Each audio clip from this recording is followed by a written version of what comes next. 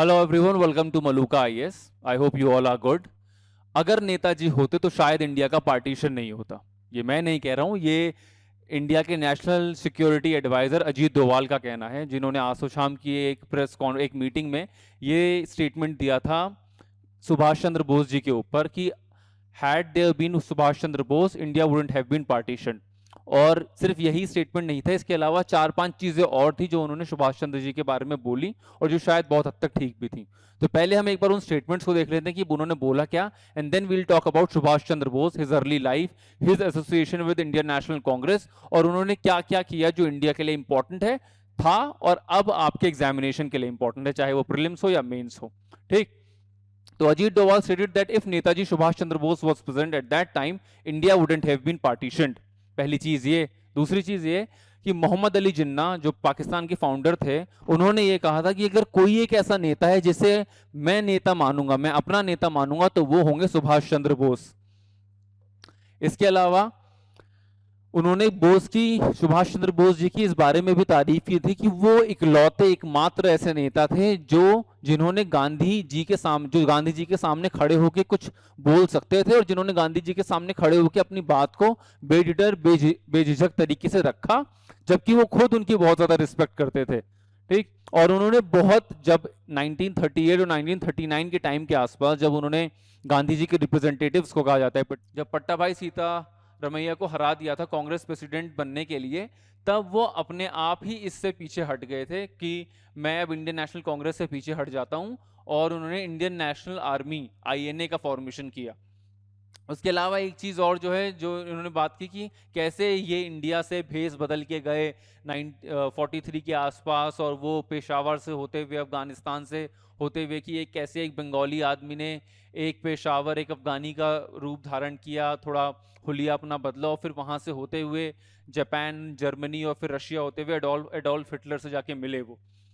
ठीक है। तो जर्मन जेल्स और इन सारी चीज़ों के बारे में बात की। इसके अलावा उन्होंने ये भी बात की कि प्राइम मिनिस्टर क्लेमेंट एटली से एक बार ये पूछा गया था कि गांधी जी ने तो अपना क्विट इंडिया मूवमेंट 1942 में बंद कर दिया था, और जब 5 साल बाद आज़ादी मिली 1947 के आसपास, तो उन्होंने इंडिया को आज़ादी क्यों दी, क्योंकि उस वक्त तो बहुत ज़्यादा इसकी डिमांड थी नहीं।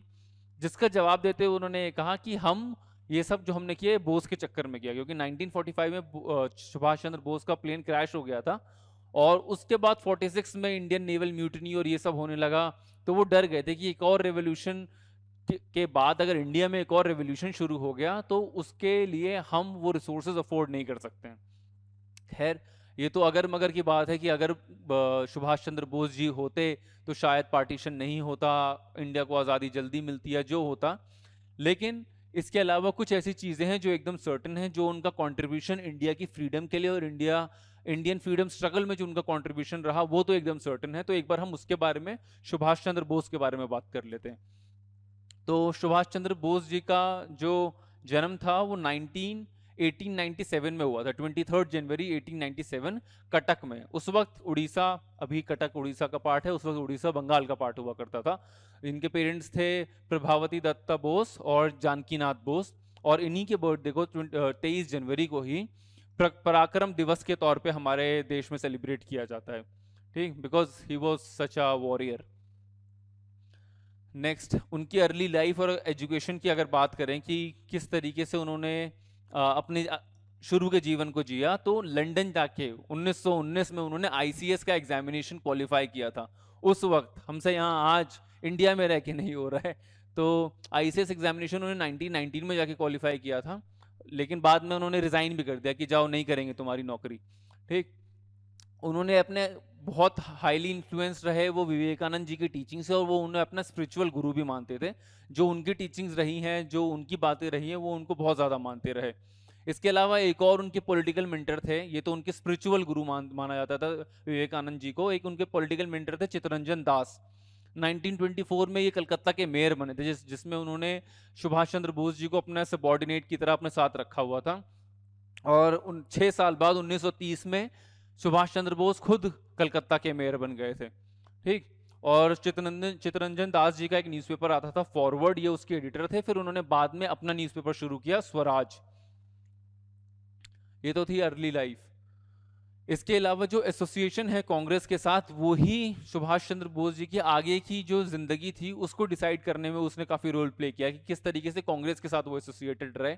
तो ये अपने तरीके के पहले नेता था, क्योंकि जिस वक्त कांग्रेस, ये 1928 का टाइम है जब साइमन कमीशन इंडिया आया था, उसको अपोजिशन हुआ, फिर मोतीलाल नेहरू रिपोर्ट बनी, तो उस वक्त डोमिनियन स्टेटस की बात होती थी और उस वक्त का इंडिया, उस वक्त के लीडर्स डोमिनियन स्टेटस की बात करते थे। लेकिन सुभाष चंद्र बोस अपने तरीके के इकलौते नेता थे जो उस वक्त अनक्वालिफाइड स्वराज की बात करते थे, यानी पूर्ण इंडिपेंडेंस, पूर्ण स्वराज, प्रॉपर इंडिपेंडेंस चाहिए हमें, ऐसे कुछ लगा भजा के नहीं चाहिए। इसके अलावा उन्होंने सॉल्ट सत्याग्रह में बहुत ज्यादा, गांधी जी के इनिशिएटिव्स में बहुत बढ़ चढ़ के पार्टिसिपेट किया, जो 1930 का सॉल्ट सत्याग्रह था।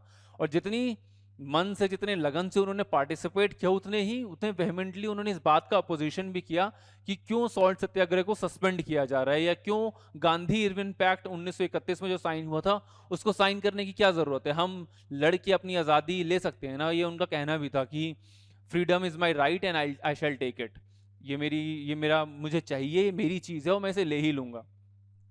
इसके अलावा 1930 में ये थोड़ा से लेफ्टिस्ट विचार और सोशलिस्ट विचार से प्रभावित थे, तो जवाहरलाल नेहरू और एम एन रॉय के साथ मिलकर उन्होंने लेफ्टिस्ट पॉलिटिक्स का एक विंग, एक लेफ्टिस्ट पॉलिटिक्स का एक आइडिया कांग्रेस को दिया था।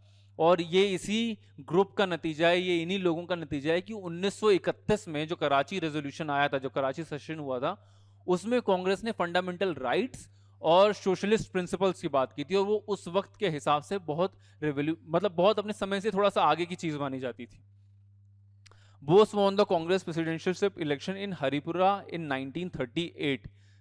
हरिपुरा में जीते थे और अगले साल त्रिपुरी में भी जीते थे। ये again in 1939 at Tripuri he won. पहले 1938 में हरिपुरा में इन्होंने इलेक्शन, प्रेसिडेंटशिप इलेक्शन जीता, फिर 1939 में त्रिपुरी में भी जीता, जिसमें इन्होंने गांधी जी के कैंडिडेट पट्टाभाई सीतारमैया को हराया था। और इसी चीज के बाद ये पीछे भी हट गए कि रहने देता हूं, अब कांग्रेस अपनी चीज चलाए और मेरे आइडियोलॉजिकल डिफरेंसेस हो गए हैं, क्योंकि गांधी जी ने इन्हें सपोर्ट नहीं किया, इसका मतलब गांधी जी के साथ इनके आइडियोलॉजिकल डिफरेंसेस थे, और गांधी जी के साथ थे मतलब कांग्रेस के साथ हो चुके थे। इसीलिए जब due to his ideological difference, जब बोस ने अपना रिजिग्नेशन दे दिया कांग्रेस प्रेसिडेंटशिप से, तब राजेंद्र प्रसाद जी को वहां उनकी प्लेस पे बैठाया गया और वो ये सब छोड़ छाड़ के चले गए आईएनए बनाने अपना। ही फाउंडेड अ न्यू पार्टी।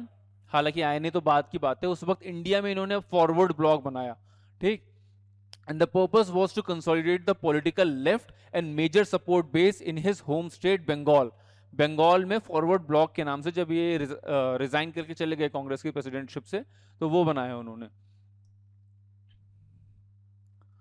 ये फॉरवर्ड ब्लॉक और आईएनए। और उस वक्त जिस तरीके से लोग इनके साथ जुड़े थे, उस वक्त की एक छोटी सी तस्वीर है कि किस तरीके से, किस मास स्केल पे लोगों को इन्होंने अपने साथ जोड़ लिया था कि तुम मुझे खून दो, मैं तुम्हें आज़ादी दूंगा। और इनकी इस बात को मानते हुए लोग इनके साथ जुड़ भी गए थे कि हाँ, आज़ादी मिलेगी अगर हम इस इंसान के साथ जुड़ जाएंगे तो। उसके बाद सुभाष चंद्र बोस की बात हो और इंडियन नेशनल आर्मी की बात हो, ऐसा हो नहीं सकता है। तो इंडियन नेशनल आर्मी क्या क्या रही?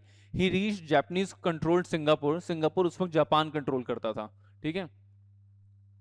Japanese controlled Singapore from Germany in July 1943।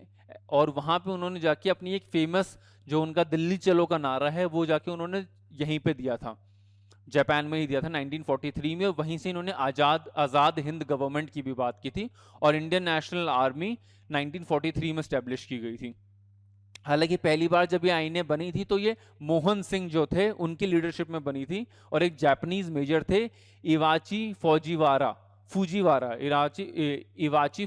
इनके लीडरशिप के अंदर ये बनी थी, जिसमें जो वॉर प्रिजनर्स थे उनको लेके और साउथ ईस्ट कंट्रीज में जो लोग काम करते थे, जो वर्कर्स थे, जो नॉर्मल सिविलियंस थे, उनको कंप्राइज करके, प्रिजनर्स को और इन नॉर्मल लोगों को कंप्राइज करके यह आर्मी बनाई गई थी।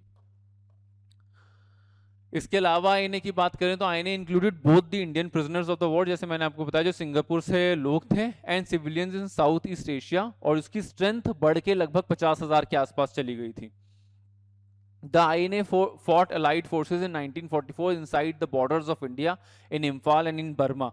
ये जो आईएनए इंडिया में भी आके लड़ा, जिस काम के लिए पूरी बनी थी, ऐसा नहीं कि वो वहीं ठंडे बस्ते में रह गया था, उन्होंने इंडिया में आके, इम्फाल में और बर्मा में आके लड़ाई भी की थी।